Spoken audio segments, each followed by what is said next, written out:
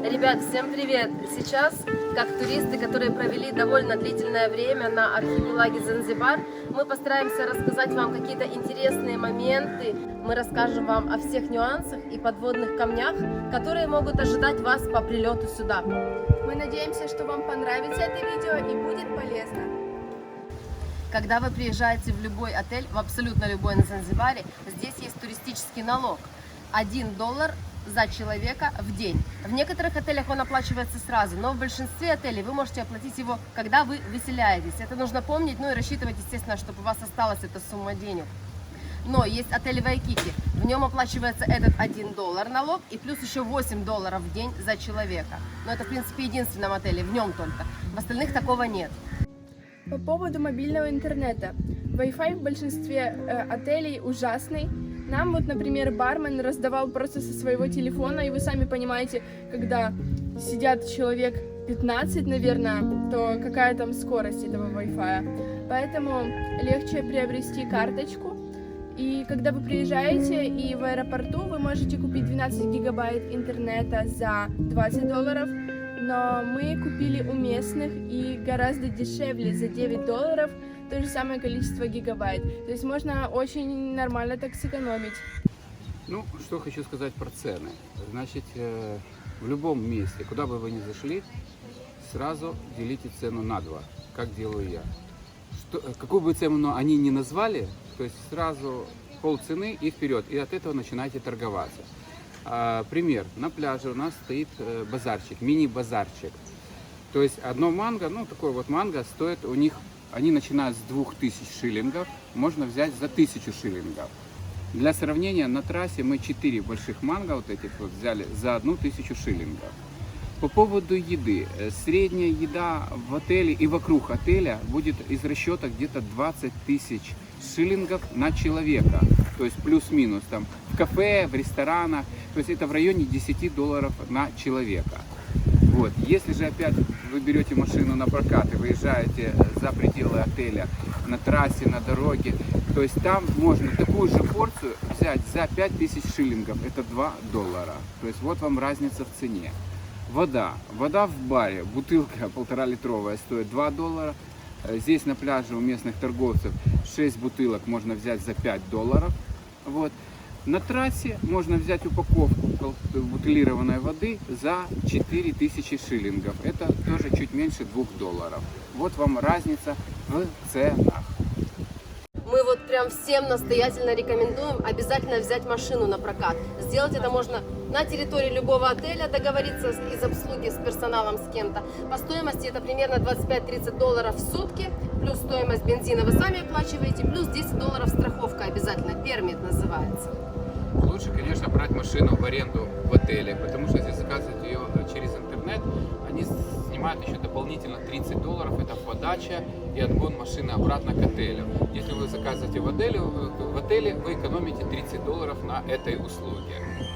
И вот я скажу, мы взяли эту машину на 3-4 дня, мы объездили просто все северное и восточное побережье Занзибара, все самые красивые пляжи, самые интересные нетуристические места, в которых не возят экскурсии, то есть вы туда, в принципе, по экскурсиям никак не доберетесь, только самостоятельно, своим ходом.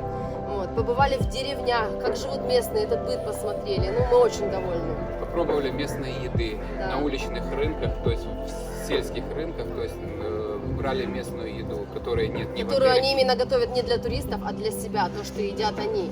Вот. В принципе, как бы остались довольны. Во-первых, это экономия времени, экономия денег, плюс маршрут не тот, что вам навязывают в отеле гиды, а вы выбираете свое отдельное путешествие. Вы никому не привязаны, вы можете остановиться в любом красивом месте, которое вы проезжаете. Мне очень понравилось. Вот. По процедуре взятия машины в аренду никаких проблем особо нет. А самое главное, чтобы у вас были права, которые у них действуют. Они фотографируют права, выписывают на основании них страховку, в принципе, и все. Приезжает человек, привозит машину, вы даете деньги и катаетесь. В указанное время он приезжает, машину забирает, вот, и уезжает. По состоянию машины. Машины, в принципе, у них, я не скажу, что они новые, но они в отличном техническом состоянии. То есть вот мы катались 4 дня, никаких проблем с машиной я не ощутил. Теперь об экскурсиях. лучше всего брать экскурсии у местных на пляже, либо у отельных гидов, но не у туроператора, потому что там цены значительно отличаются и гораздо выше. А так можно нормально сторговаться и поехать на экскурсии за вполне адекватную цену. По моему мнению, самая запоминающаяся экскурсия была это Blue Safari, так она называется у местных, когда нас привезли в Стоунтаун, оттуда мы на лодке поехали на остров Prison Island, там видели сейшельских черепах, побывали в тюрьме, а оттуда поехали на исчезающий остров Накупенда и там же пообедали. В стоимость был включен очень вкусный обед из морепродуктов, фруктов и так далее.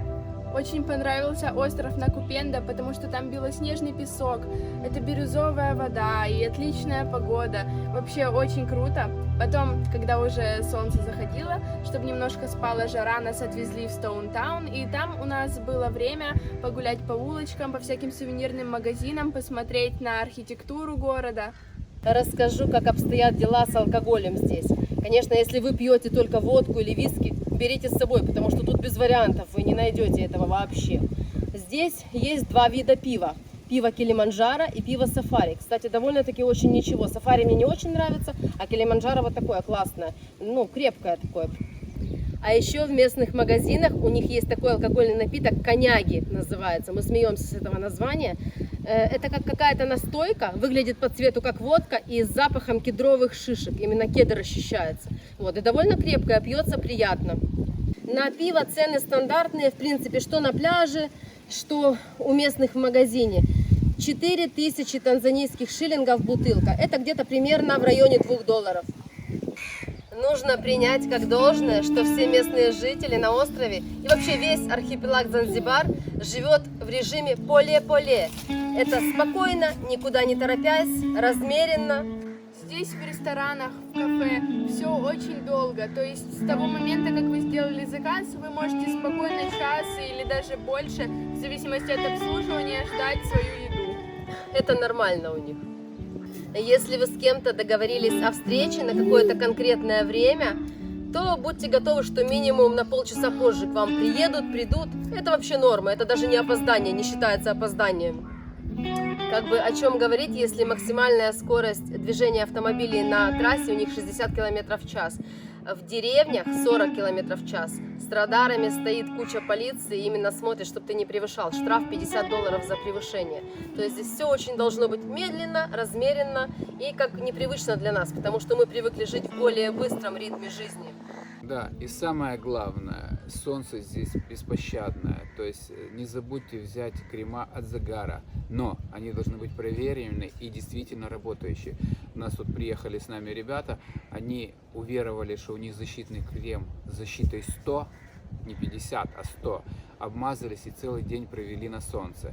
Итог вечером был у меня, который я не мазался ничем, и у них от крема 100 одинаковый. То есть за 10 дней я успел 2 раза сгореть и 2 раза слезть. Это уже судя по тому, после того, что я уже мазался кремами, ходил в рубашке защитной, все равно. Солнце очень беспощадное, поэтому если вы сгораете, берегите себя и берите с собой действительно хорошие, проверенные защитные крема. Расскажу вам немножко про медицину, про местную медицину. Здесь целая проблема. Медпунктов в отелях практически нет, докторов тоже. Есть местные полевые госпитали, но не в каждой деревне. И одна единственная больница, которая находится в Стоунтауне. Так что, если, не дай бог, что-то случится, то вы будете иметь большие неприятности.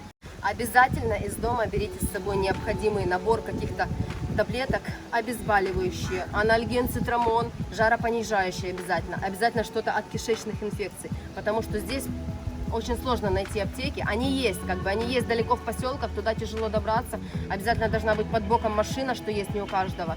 Вот. Ну и здесь, конечно, с медициной полная беда. А кишечное расстройство – это такое частое явление для туристов. Ну и расскажу свою ситуацию, как у меня получилось. Вчера нырнула на рифе к рыбкам и ногой ударилась об вот такого вот ежа. Шипы насквозь проткнули ногу, то есть 7 шипов, палец. 2 шипа насквозь, а остальные остались в стопе. Боль невыносимая, адская. Что делать местные не знают. Ко мне прибежали рыбаки. Сок папайя, у них тут единственное лечение. Этот сок папайя выдавили мне на ногу для того, чтобы немножко обезболить, снять вот эту гиперемию и отек. Ну, затем был еще час дороги, мы нашли этот полевой госпиталь, но это, конечно, громкое такое название.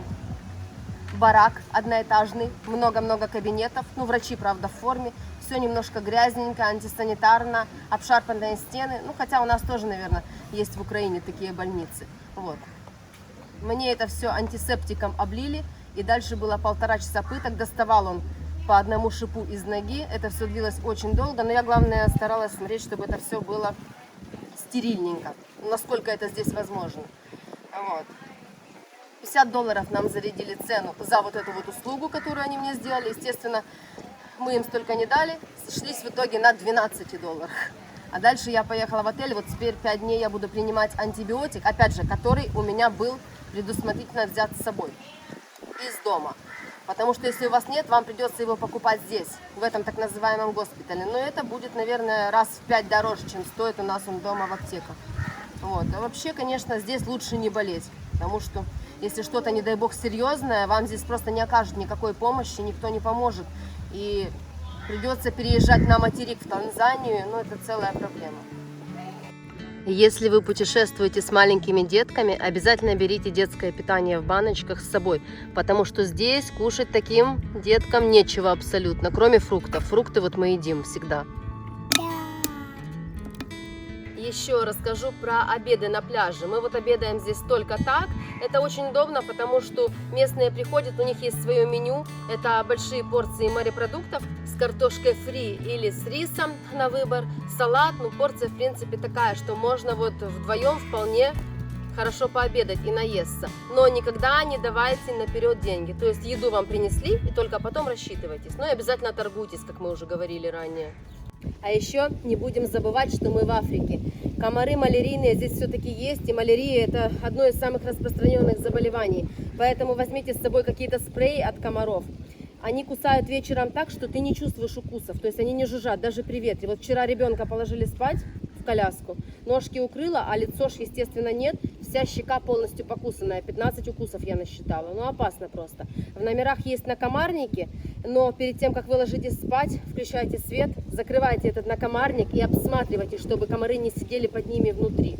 И опять же, обязательно вечерами закрывайте балконные двери, потому что если оставляешь открытой, налетают мгновенно просто роем. Выбор сувениров на Занзибаре не особо-то и богат. В основном отсюда везут кофе, маски африканских племен, амулеты с зубом акулы, поделки из черного дерева. Ну, тарелочки и магнитики это стандартно, как везде.